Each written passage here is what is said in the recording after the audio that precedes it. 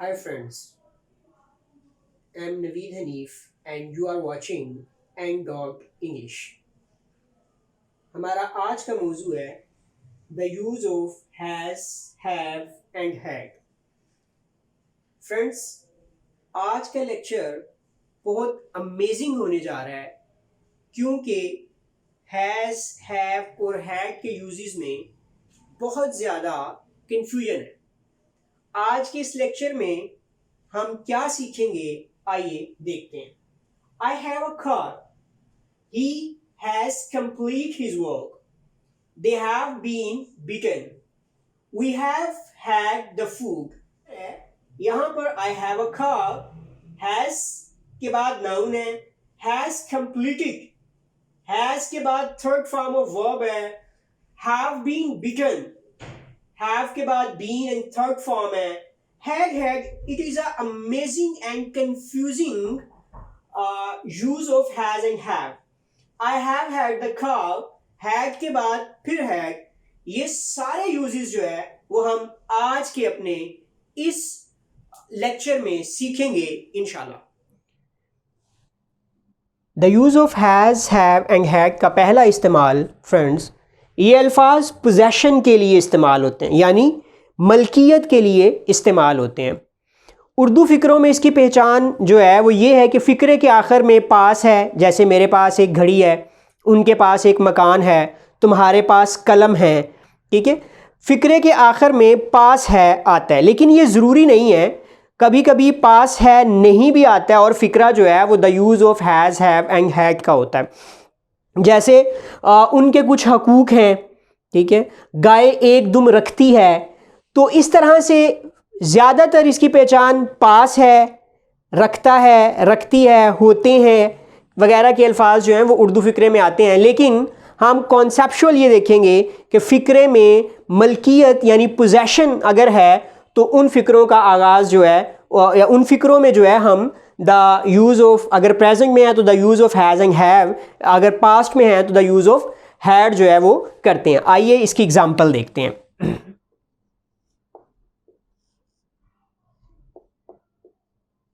मेरे पास एक घड़ी है.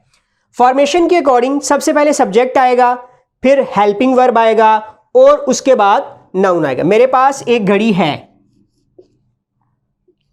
I have a watch. Subject के अकॉर्डिंग अगर सब्जेक्ट थर्ड पर्सन सिंगुलर है तो हैज़ का इस्तेमाल करते हैं, और अगर subject they, you, I, we है तो हैव का इस्तेमाल करते हैं, और हेल्पिंग वर्ब के बाद नाउन अ वॉच जो है उसको इस्तेमाल किया जाता है. एक और एग्जांपल देखते हैं.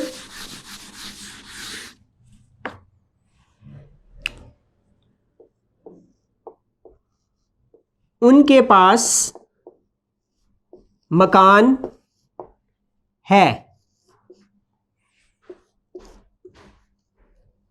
They have a house. Subject के अकॉर्डिंग हेल्पिंग वर्ब और उसके बाद नाउन. लड़कों के पास चंद किताबें थी. Boys had some books. Subject के अकॉर्डिंग जुमला पास्ट का था, हैड. ठीक है, पास्ट में सब्जेक्ट थर्ड पर्सन सिंगुलर हो या दे, यू, आई, वी हो, उन तमाम के साथ हेल्पिंग वर्ब हैड ही इस्तेमाल होता है, और उसके बाद नाउन. एक और एग्जांपल देखते हैं. मेरे बटुए में कुछ ना था.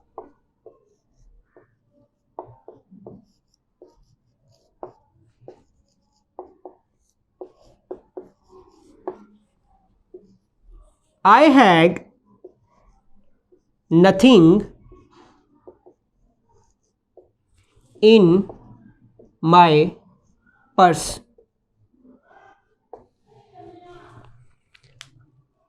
मेरे बटुए में कुछ नहीं था, जुमला पास का था. आए सब्जेक्ट के बाद जो है वो helping verb, had nothing in my purse.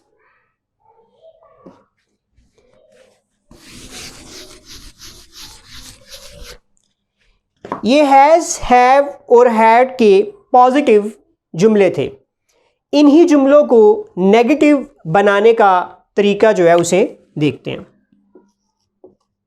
Subject plus helping verb plus no plus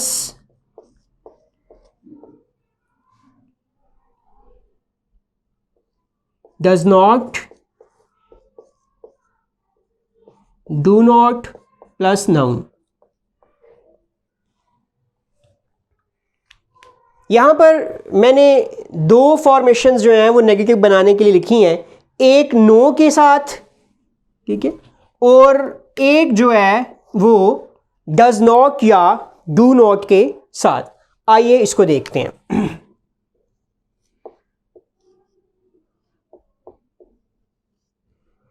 मेरे पास एक किताब नहीं है। I have no book.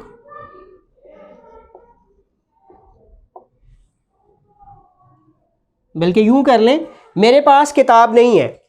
I have no book। ये फिक्रा भी हम इससे बना सकते हैं, लेकिन एडवांस इंग्लिश के अंदर या स्पोकन इंग्लिश के अंदर इसको यूं बोला जाता है, I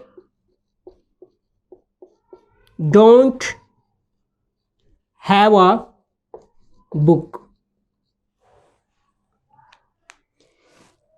क्या आपके पास किताब है?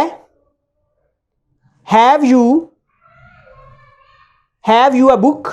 ठीक है, क्या आपके पास किताब है? यानी फिक्रे को इंटरोगेटिव बनाने के लिए जो हेल्पिंग वर्ब होता है उसको फिक्रे के आगाज में ले आते हैं। एक एग्जांपल जो है वो हम हैड के साथ देखते हैं इसकी।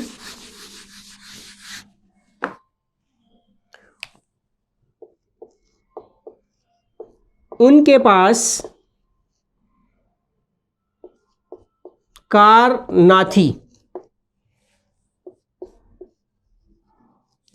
They had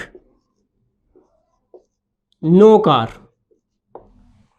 एंड फ्रेंड्स, ये था the use of has, have and had. Has to, have to, had to, have had and had had का इस्तेमाल जो है वो हम अपनी नेक्स्ट वीडियो में डिस्कस करेंगे। मैं उम्मीद करता हूँ कि आपको हमारा आज का लेक्चर पसंद आया होगा। अगर आपको हमारा आज का लेक्चर पसंद आया है तो मेरे चैनल को सब्सक्राइब कीजिए, लाइक कीजिए, शेयर कीजिए।